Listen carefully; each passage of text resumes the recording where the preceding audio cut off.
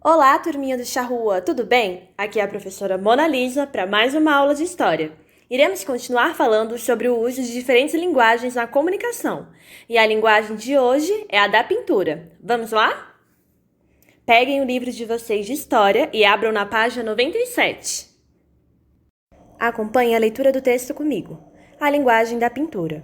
As pinturas em paredes de cavernas estão entre as mais antigas manifestações culturais da humanidade.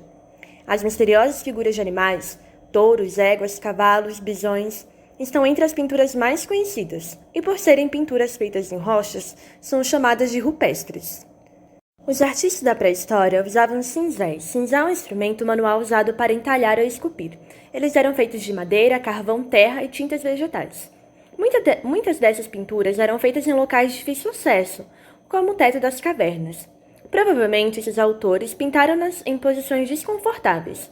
E além disso, algumas pinturas foram feitas em locais de pouca luminosidade, à luz de tochas. Vamos observar a imagem? É a pintura rupestre de um bisão, na caverna de Altamira, no norte da Espanha, descoberta em 1879 por uma criança, filha de um arqueólogo amador. Então, como vimos no texto, os primeiros seres humanos deixaram diversos desenhos nas cavernas, que são chamados de pintura rupestre. Você sabia que no Brasil também encontramos muitos desenhos em cavernas feitos pelos primeiros seres humanos que aqui viveram? Se você não sabia, então vamos assistir comigo um vídeo sobre as pinturas rupestres localizadas na região amazônica. Vamos lá?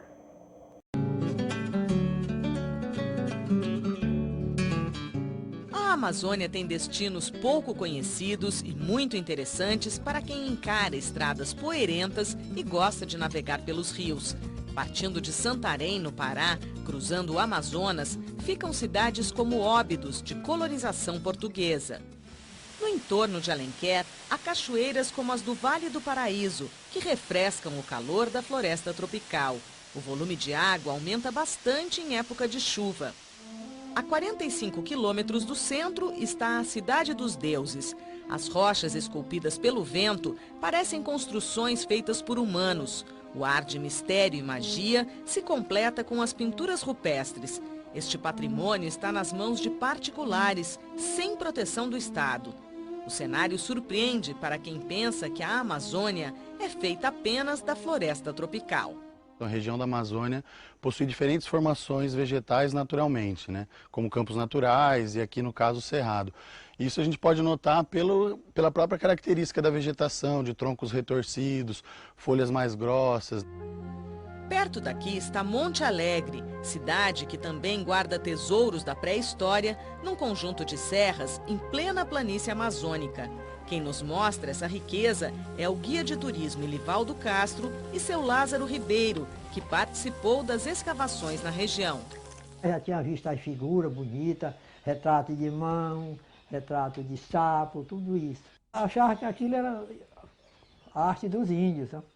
No início dos anos 90, a pesquisadora antropóloga norte-americana Anna Roosevelt, bisneta do ex-presidente Theodore Roosevelt, fez uma série de escavações aqui na região de Monte Alegre para tentar determinar qual a data dessas pinturas rupestres. As análises em laboratórios dos Estados Unidos e da Europa mostraram que a presença do homem pré-histórico aqui nesta região da Amazônia data de 11.200 anos, pelo menos.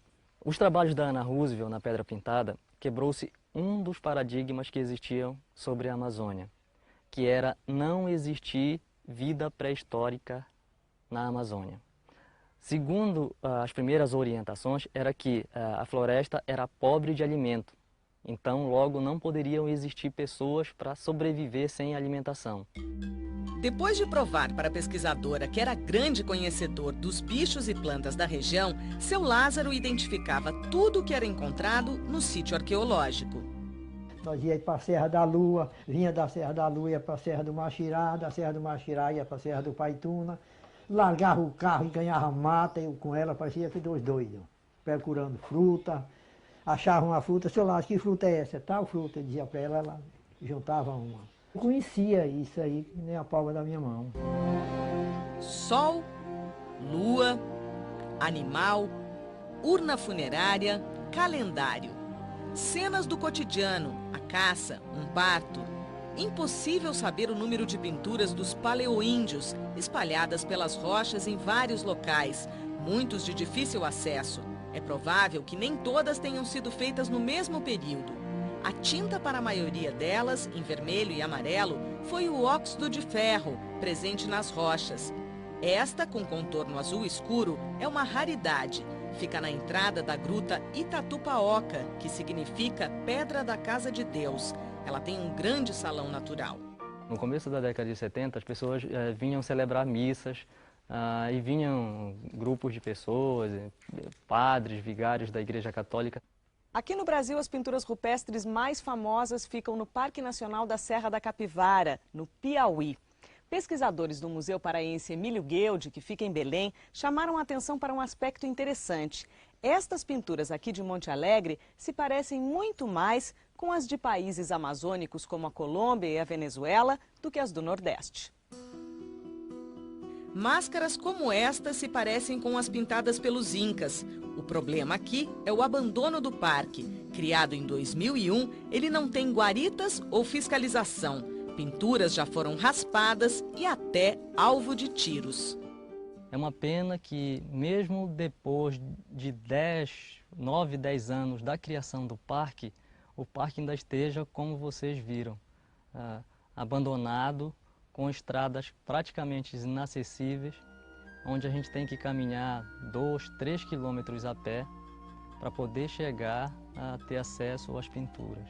Eu espero que elas sejam conservadas pela importância histórica que isso tem. Pedra Pintada mudou a história da ocupação nas Américas.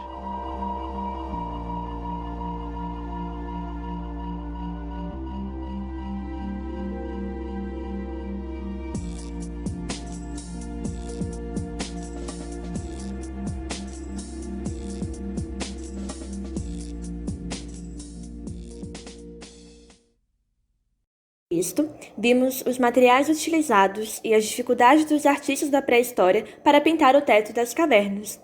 Por isso, devemos destacar a importância das pinturas rupestres como fonte para o conhecimento da história e valorizar os artistas da pré-história, chamando a atenção para a capacidade que tinham de emprestar movimento às figuras. Agora, vamos para o nosso desafio de história? Imagine que você queira deixar uma mensagem para a humanidade e tenha que fazer isto através de uma pintura rupestre. O que você desenharia? Não esqueça de enviar o seu desenho para a gente. É muito importante que você se realize os desafios de história, porque eles são as atividades da nossa aula, combinado? E hoje eu trouxe uma dica, uma sugestão de um vídeo, tá? É o vídeo do Parque da Serra da Capivara, que é um tesouro arqueológico que foi comentado no vídeo que vimos aqui hoje. Lá se encontram as pinturas rupestres mais conhecidas aqui no Brasil. É uma reportagem sobre a Serra da Capivara e os seus registros históricos. Então corre lá no YouTube e assistam, que vale muito a pena. A nossa aula por hoje é só. Espero que vocês tenham gostado e até a próxima. Tchau, tchau!